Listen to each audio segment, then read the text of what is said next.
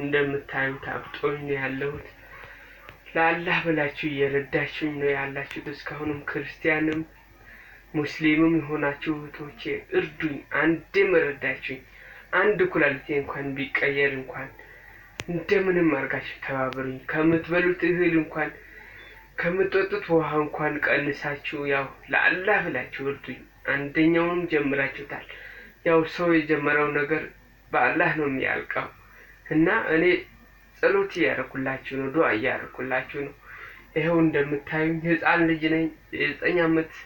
የ9ኛ ክፍል ተማሪ ነበርኩኝ። አላህ ያው ማያመጣው ነገር የለም። ያው ያመጣውን ፈተና መቻል ነው። እንግዲህ ችዬዋለሁ አልሐምዱሊላህ ማለት ነው። ያው የሰጠው ፈተና በትዕግስት እስከሚያሳልፈው አላህ አንድ መፍትሄ እስከሚፈልግልኝ እየጠበቅኩኝ ነው፣ ተስፋ እያደረኩኝ ነው በእናንተም። እስካሁንም አልሐምዱሊላህ እናንተ በምትልኩልኝ ነገር ቁጭ ብያለሁ አልሐምዱሊላህ ማለት ነው። ያው እስኪ ተባበሩኝ እህት ወንድሞቼ፣ እስኪ ለአላህ ብላችሁ አላሳዝናችሁም? ትንሽ ወንድማችሁ ነኝ እኮ ህፃን የ19 ዓመት ልጅ ነኝ እኮ። እንደምታዩኝ በቃ ተሰቃይቼ ነው ያለሁት። ለአላህ ብላችሁ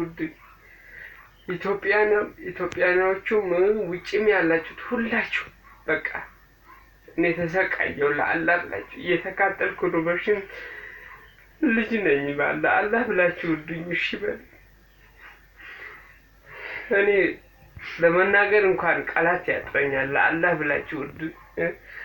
ህፃን ልጅ ነኝ። እሺ በል። ማሽን አይብላኝ።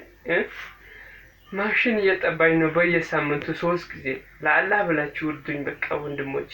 አሁንስ ያው በተስፋ በአላህም በእናንተም ተስፋ ነው ያለሁት። ከአሁንም በኋላ ተስፋ አደርጋለሁ ኢንሻአላህ እህቶቼ።